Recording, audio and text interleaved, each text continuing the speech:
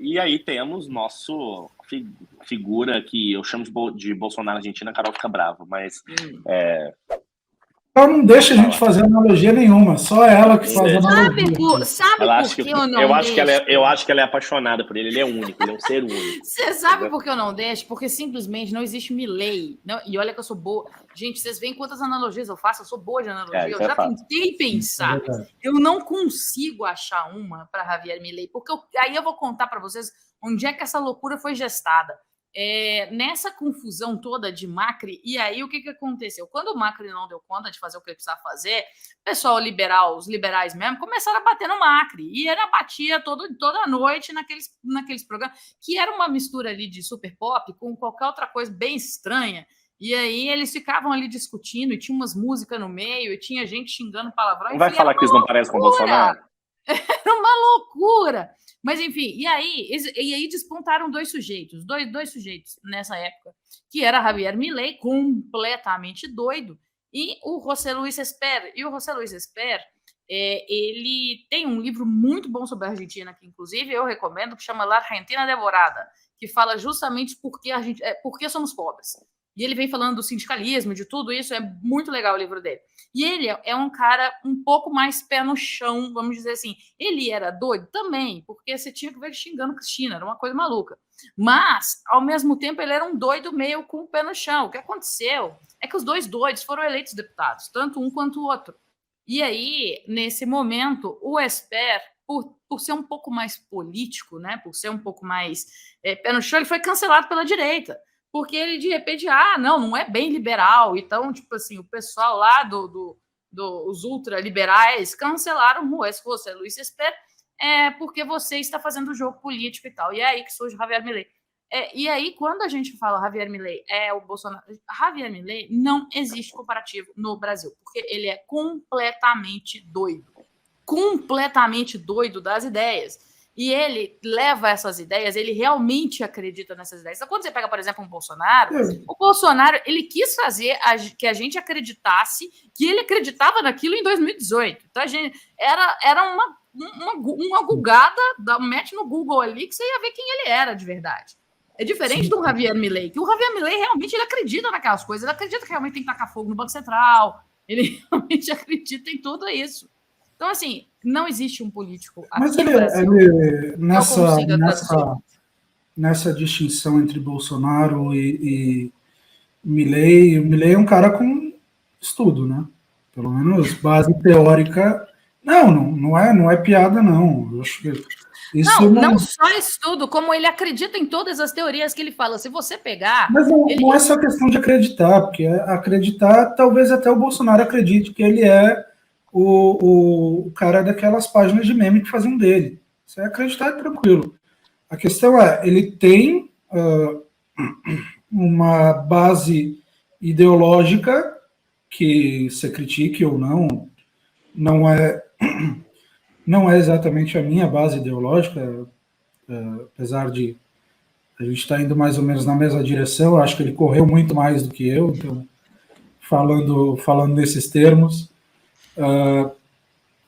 Não é a minha base ideológica, mas ele tem uma base que é dele, que ele não roubou de ninguém, que ele não surfou na onda de Lava Jato como o Bolsonaro, ele não surfou numa onda que não era dele. Mais ou menos, né? Porque você tem a questão do kirchnerismo e ele surfou nisso, né? Assim, mas ele construiu a própria onda. Ele ia para a TV, gente, vocês não estão entendendo. Ele ia para a TV e ficava 2 horas defendendo o ponto dele. E o pior é que ia kirchnerista debater com ele. Imagina se o kirchnerista consegue debater com ele, não vai conseguir. O cara ele é bom de debate porque ele tem essa base. Eu não assisti. Mas eu vou fazer uma provocação. Ele passava 2 horas debatendo, e pelo que eu acompanho dele, eu diria que ele não era o cara que nessas 2 horas ia se contradizer 15 vezes, igual a gente olha para um Bolsonaro da vida. É um cara pelo menos consistente. Sim, mas você também como você está dizendo, o cara assim, é professor de economia, ele mestrado em economia e tal. Ele tem, o que você está dizendo é que ele tem uma formação formação formal, né? Usando assim um pouco do, se me permite ser falar um pouquinho essas duas palavras juntos, mas muito diferente do Bolsonaro, que vem da questão de uma formação militar, sim, depois deixou de ser militar e foi para ser político profissional na prática, né? Então, sim, a resposta que você está dizendo é fato. Então, assim, o cara consegue ter uma base mínima teórica para segurar uma discussão, mesmo que ele acredite na Terra plana, ele consegue tentar te convencer que a Terra plana é verdade. Eu tenho... Então, eu acho que porque ele tem uma coisa assim de heurística, entendeu? Que ele consegue, de fato, traduzir as coisas que ele pensa, diferente do Bolsonaro, que fica lá gaguejando, né? Eu tenho um ponto em favor do Milley, que eu acho que ele se faz de maluco, porque se você olhar os cachorros dele, o cachorro dele chama Conan, Milton, Murray, de Hofbauer, Milton de Milton Friedman, Robert e Lucas. Eu acho que, assim, ele poderia... Ele virou fã do Milley só porque ele gosta dos economistas. Vamos. Não é esse o meu ponto. Meu ponto é, se ele fosse esse extremista todo, ele não ia falar ele não ia botar o nome do Friedman no cachorro dele, ou do Robert Lucas. Robert Lucas não é. Entenda uma coisa, ele não é extremista. Ele não é extremista. Ele é o extremista para os padrões da Argentina. Ele quer pegar a Argentina aqui e levar para cá de uma vez só, de um jeito só e por um caminho que muitas vezes você olha e você fala, filho, isso não vai dar certo. Isso não vai dar certo. Então, assim, ele é extremista nesse ponto. Não estou falando que as ideias dele... Se você assistiu os debates, por isso que eu falava que ele me divertia absurdamente, porque eu ligava, era ele ou o Esper. Eu gostava mais de ver o Esper debatendo, porque ele é um pouco mais pé no chão, vamos dizer assim. Mas ele era divertido nesse ponto por isso.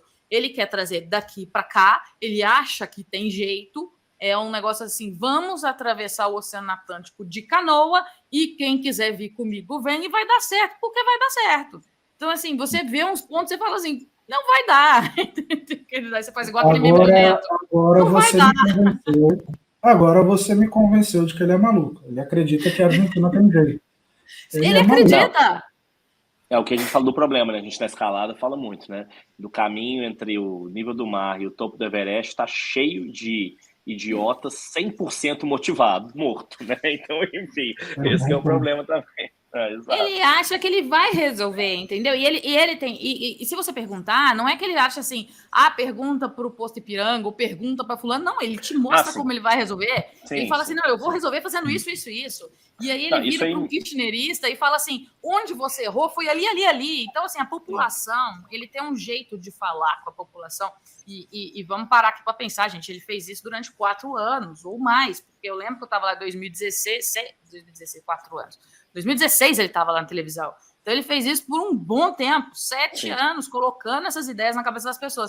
E eu acho que as pessoas pensam assim, quer saber? Eu acho que é a única coisa que nós não tentamos ainda. Entendeu?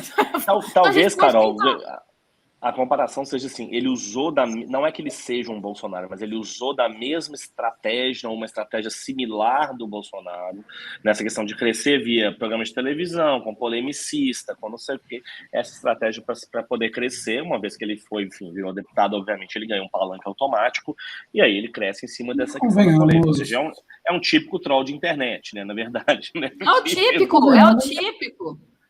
Convenhamos que era a arma que ele tinha. Ele não tinha um partido gigante por trás. Enfim, redes sociais quebraram barreira de entrada. Eu tendo, pelos seus comentários, eu tendo a achar que você está achando que ele está vindo um pouco mais para o centro. Você acha mesmo que está acontecendo? Que isso é só discurso para segundo turno? Eu vi estes dias ele falando que já quer a solução dele para aerolíneas argentinas é entregar para os trabalhadores, que é alguma coisa mais... É privatizar, mas é um modelo... Surpresa dele falar isso, exato. Não, é um modelo bastante liberal de privatização. Não vou lembrar de quem agora, tal, mas eu acho que o que ele quis dizer com isso é basicamente, eu só quero que não seja um problema pagador de impostos, que eu quero resolver a situação fiscal. Se vai ser problema para os funcionários, se vai virar uma Varig da vida em que ninguém pode ser demitido e a empresa quebra e depois vem outra, não é mais problema do pagador de impostos. Eu acho que é isso que ele viu ali. Ele já falou que não vai ter demissão de funcionário público. Isso achei bastante... Só os concursados, né?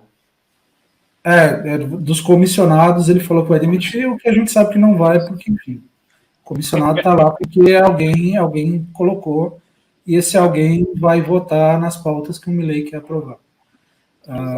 Eu achei que esses dias até resgataram um tweet do Fernandes elogiando o Eu vi isso. Milei, né? E ele falando, muito obrigado, professor, não sei o quê. Eu vi. Mas eu achei que ele talvez tenha um diálogo com o Macri, com Cambiemos, é o partido do Macri, né? Então, talvez eles tenham um diálogo ali que dê para ser algum... Eu tô querendo ser otimista até. Eu tô vendo, porque assim, mesmo para mim esse negócio do Macri, ele falou, vamos chamar o Macri para ser negócio de relações internacionais, cara, isso aí para mim é igual botar o Itamar lá em Michel Temer na Itália. Botar o Michel Temer na Itália. Não, total. Itália, Portugal, não sei. Com a diferença que o Macri não está sendo investigado pela Lava Jato. Então, agora, um outro ponto que eu queria colocar aqui para vocês que eu acho importante é o seguinte: de novo, a esquerda latino-americana menosprezou um crescimento de um candidato nesses níveis. De novo, quando ela foi ver Milei já estava... Eu lembro de assistir Milei 2016, 2017 e falar, esse negócio não vai acabar bem. Esse negócio, por quê? Fala muito para as pessoas, fala muito... E aí é aquela história, né? Isso não vai para frente, aquela coisa que a esquerda simplesmente deixa isso para lá, e a própria direita, centro-direita também deixa para lá, e é ali que gera esse tipo de candidato. Então, assim, é muito engraçado ver isso, ver como as forças políticas ainda enxergam a política como 20 anos atrás, sendo que agora está completamente diferente a maneira como a informação chega para o eleitor. Então, ou a política entende isso, ou os partidos entendem isso e começam a se comunicar direito, até mesmo pela escolha. Por exemplo, você pega Pato, por exemplo, não entendi essa escolha, você pega Sérgio Massa, pelo amor de Deus. Então, assim, é um negócio assim, ou o pessoal que faz política começa a entender que agora você fala com o eleitor, você não fala mais com aqueles grupos de influência, ou então o que vai acontecer é um doido atrás do outro, entendeu?